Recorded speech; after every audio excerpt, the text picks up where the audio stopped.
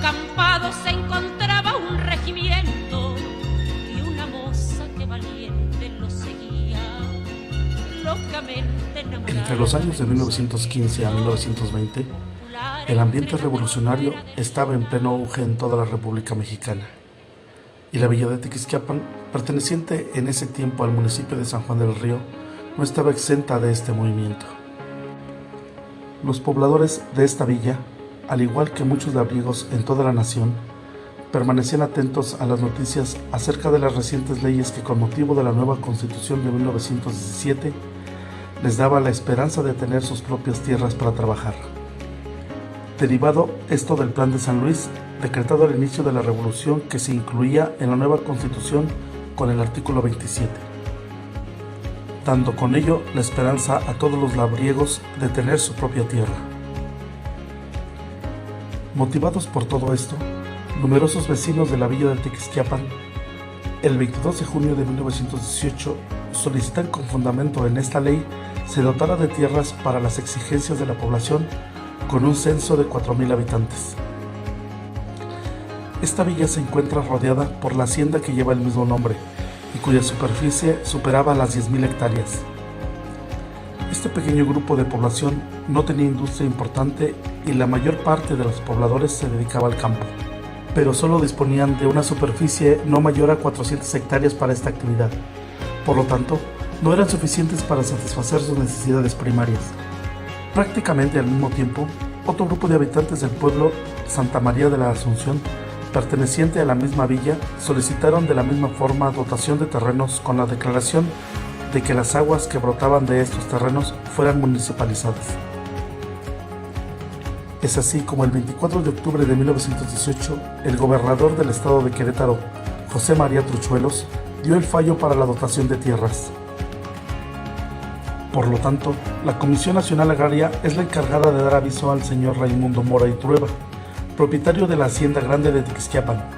dado que las tierras para la creación del ejido serían tomadas de sus propiedades. Aplicando lo establecido en las leyes del momento, para que el afectado manifestara su inconformidad y dejando todos sus derechos a salvo, se procede el 22 de julio de 1920 a firmar el acta donde se da origen al ejido de Tequisquiapan con una dotación de 700 hectáreas, de las cuales son 600 hectáreas de tierras para labranza y 100 hectáreas de terrenos de pastales. Firmando este acuerdo, el presidente constitucional interino Adolfo de la Huerta, el gobernador José María Truchuelos y el presidente municipal de San Juan del Río, Manuel C. Romero. Publicándose esta acta de acuerdo en el Diario Oficial de la Federación el 27 de agosto de 1920. El día 30 de mayo de 1921 fue cuando se llevó a cabo la medición topográfica de las tierras, producto de la dotación. Reuniéndose en el lugar los primeros representantes del ejido, siendo estos el C. José Pérez, Consuelo Cruz y Tirso Valencia en calidad de presidente, secretario y vocal respectivamente,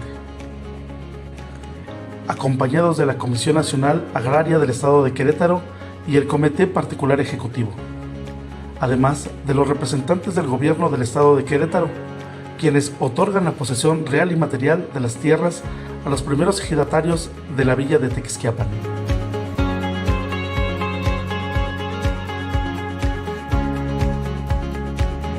Sin embargo, estos pobladores, en su mayoría labriegos, no vienen a quedar conformes con esa repartición,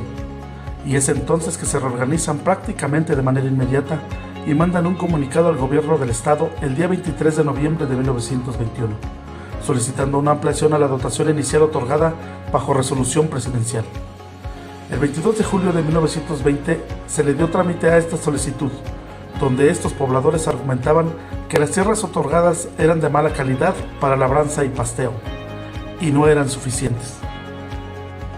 puesto que no se había considerado a todos los productores del campo para su dotación. Después de varios meses, donde los solicitantes, esta vez encabezados por el CEL Ladislao Mejía, estuvieron batallando con sus argumentos,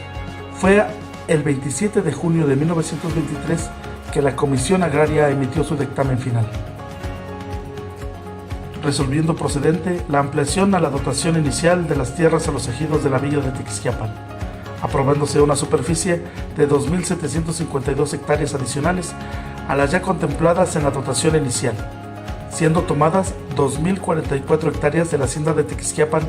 conocida también como la Hacienda Grande, propiedad de Raimundo Mora y Trueba, de nacionalidad española, y la hacienda de Fuentezuelas contribuye con 708 hectáreas dentro de esta ampliación. Al interior de esta ampliación quedaron contempladas una superficie de 130 hectáreas de riego. Por lo tanto, en este acuerdo quedó establecido también el uso de la mitad de agua de todos los manantiales que brotaban al interior de las tierras, quedando la otra mitad para el uso de la hacienda de Tequisquiapan. Esta resolución presidencial se firma el 17 de enero de 1929 por el presidente provisional de los Estados Unidos mexicanos, Emilio Portes Gil, y Marte R. Gómez, secretario de Agricultura y Fomento, así como el gobernador del estado de Querétaro, Ángel Vázquez Mellado, y es publicada en el Diario Oficial de la Federación el día 3 de julio de 1929. Se realiza el deslinde de la nueva dotación el día 29 de mayo de 1929, acompañados ahora por el nuevo Comité Particular Administrativo, los C.C. Isabel Camacho, Tiburcio Hernández y Demetrio Contreras, y los ejidatarios Ladislao Mejía, Ignacio Trejo, Victoriano González como presidente, secretario y vocal respectivamente, quienes estuvieron apoyados todo el tiempo por el resto de los ejidatarios.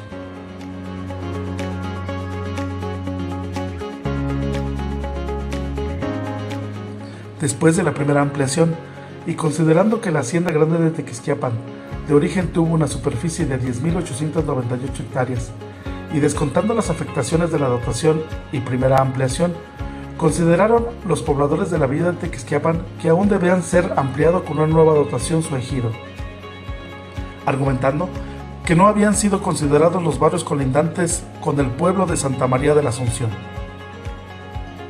De esta forma, los vecinos del poblado de Tequisquiapan presentan otro escrito solicitando una segunda ampliación al ejido del mismo nombre, el día 17 de octubre de 1935. Pero no fue sino hasta el 19 de febrero de 1937 que la Comisión Agraria Mixta emitió su dictamen aceptando la segunda ampliación de tierras al ejido del poblado de Tequisquiapan, resolviendo dotar de 725 hectáreas de tierras de agostadero para cría de ganado, mismas que serían extraídas de la Hacienda Grande de Tequisquiapan. Aprobado todo esto por el gobernador del estado de Querétaro, Ramón Rodríguez Familiar, el día 20 de febrero de 1937, con orden de inscribirse al Diario Oficial de la Federación, en el periódico oficial del gobierno del estado de Querétaro y la respectiva inscripción en el Registro Agrario Nacional, lo cual ocurre el día 10 de junio de 1937. Con rúbrica del presidente constitucional de los Estados Unidos mexicanos, el general Lázaro Cárdenas Solórzano, se lleva a cabo el acta de deslinde tomando en cuenta la dotación inicial y la primera ampliación el día 17 de marzo de 1937. Ahora, con la presencia de la Comisión Agraria Mixta y los representantes de las nuevas instituciones creadas con las nuevas órdenes de gobierno.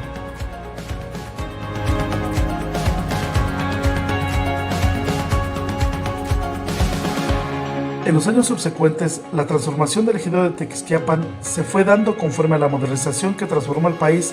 con la creación de nuevas instituciones encargadas de los diferentes órdenes de gobierno en materia agraria. Se crearon la Secretaría de Reforma Agraria, el Registro Agrario Nacional, la Secretaría de Recursos Hidráulicos, las comisiones mixtas estatales y municipales, departamentos agrarios a nivel municipal y estatal, y al interior de los ejidos diversas comisiones que ayudaban a regular todo lo relacionado al campo mexicano. A partir de 1939, cuando se declaró municipio independiente de Tequisquiapan, el ejido del mismo nombre se vio obligado a acelerar su ordenamiento interno, sobre todo para aprovechar las aguas que anteriormente habían sido declaradas municipales. Por tal motivo, tuvo que organizarse de mejor manera, y en 1944 se realiza el primer levantamiento topográfico censado para la asignación de parcelas, mediante un acta de asamblea, dando como resultado en primer orden que el gremio ejidal estaba conformado por 195 ejidatarios dotados con una parcela de temporal, en promedio de 6.5 hectáreas y otras de aproximadamente 0.5 hectáreas de riego, en la zona conocida como La Vega. En ese tiempo, las autoridades ejidales fueron Tiburcio Hernández, Jesús Martínez y Ernesto Moreno, presidente, secretario y tesorero respectivamente. Presentando el proyecto de parcelamiento como plano definitivo del ejido, con este levantamiento se crean los primeros títulos sobre derechos parcelarios otorgados durante la administración del presidente de la República, el licenciado Manuel Ávila Camacho. Se continúa la organización y reordenamiento de tierras y aguas al interior del ejido, obteniendo en 1960 el permiso definitivo para utilizar 75 litros por segundo de los escurrimientos de los manantiales de La Granja, El Reloj, La Pila y El Piojo, que hasta ese momento eran del municipio de Tequisquiapan.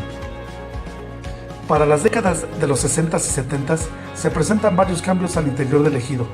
sobre todo con lo que respecta al reconocimiento de ejidatarios titulares y el desconocimiento de algunos otros, tomando en consideración los argumentos estipulados por la Comisión Nacional Agraria Mixta y la Coordinación Municipal de Asuntos Agrarios y de Ordenamiento Urbano. Durante ese tiempo se estuvieron recibiendo diversas peticiones sobre necesidades que se tienen a nivel municipal, estatal y federal, y se empiezan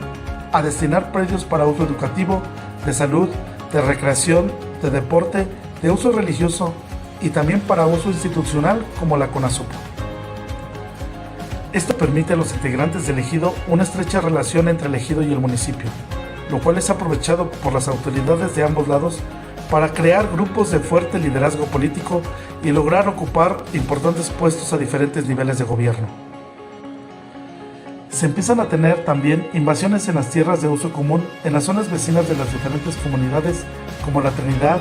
Bordo Blanco, Barrio de la Magdalena y Barrio de San Juan, dando como resultado la creación de nuevos asentamientos humanos en el municipio que obligadamente serán reconocidas posteriormente por el ejido y el gobierno federal a través de la Comisión Reguladora para la Tenencia de la Tierra, CORET. Se crea también el primer asentamiento humano de origen ejidal y se designa con el nombre de Colonia Adolfo López Mateos, regularizado también a través de la misma dependencia, terminando este trámite hasta mediados de los 80s. Para esos años, las listas de ejidatarios reconocidos y posesionarios seguían cambiando, pero el descontento dentro del ejido era cada vez mayor por la forma de proceder de los grupos políticos de poder que influían en las decisiones, sobre todo en dichas listas para reconocer y desconocer ejidatarios. Pero esto no era propio del ejido de Tequisquiapan, sino de los ejidos a nivel nacional, lo cual motivó durante el gobierno de José López Portillo a un nuevo censo nacional agrario, donde se reconoció al nuevo padrón de ejidatarios poseedores de tierras abiertas al cultivo. Sin embargo, la inconformidad a nivel nacional con respecto a la forma de ser de las dependencias y organismos agrarios se mantenían en crecimiento, y fue hasta la administración del presidente, el licenciado Carlos Salinas de Gortari, que se manda una iniciativa al Congreso para modificar el artículo 27 de la Constitución mexicana y dio origen a la renovación de la Ley de la Reforma Agraria, dando con esto mayor certeza jurídica a los poseedores reales de las tierras, dejando a salvo los derechos de cada uno de ellos y otorgándose nuevos certificados parcelarios de acuerdo a un nuevo censo agrario que se llevó a cabo en todo el país mediante el Programa de Certificación de Derechos Ejidales y Titulación de Solares, PROCEDE. Para el caso del ejido de Tequisquiapan se lleva a cabo mediante la asamblea del 12 de octubre de 1997, respetándose este padrón de ejidatarios y posesionarios hasta la fecha, dejando a salvo los derechos de los sucesores de cada titular. Con la certificación del ejido a través de este programa, los titulares de los derechos agrarios son quienes ahora deciden sobre el destino de los mismos, permitiendo con ello la enajenación de sus derechos a vecindados o ejidatarios del mismo núcleo, dando como resultado el incremento de posesionarios e incluso la admisión de nuevos ejidatarios y renuncia de algunos otros, modificándose de esta forma el padrón general. Con la nueva ley de la reforma agraria se marcan también nuevos lineamientos para la regularización de los asentamientos humanos, permitiendo al ejido de Tequisquiapan dar certeza jurídica a los poseedores de solares urbanos de las siguientes colonias conocidas como Corraletas, La Charretera, San José, Arroyo Chiquito, Tierra Blanca, El Centenario 1 y recientemente Estación Bernal y Fray Junípero, que se vinieron desarrollando desde los primeros años del nuevo milenio. Como nos hemos dado cuenta, El ejido de Tequisquiapan desde sus orígenes surgió como un grupo sólido de compañeros que permanecieron unidos con objetivos en común, que aún a pesar de las pocas oportunidades culturales y educativas propias de cada época, supieron salir adelante dejando la responsabilidad de mantener y mejorar los bienes ejidales, respetando siempre el orden jurídico, cultural, social, del medio ambiente y sus recursos naturales, y sobre todo con el compromiso de seguir apoyando el crecimiento del municipio y sus comunidades vecinas, esperando siempre que prevalezca la unión y colaboración entre todos los integrantes del ejido de Tequisquiapan.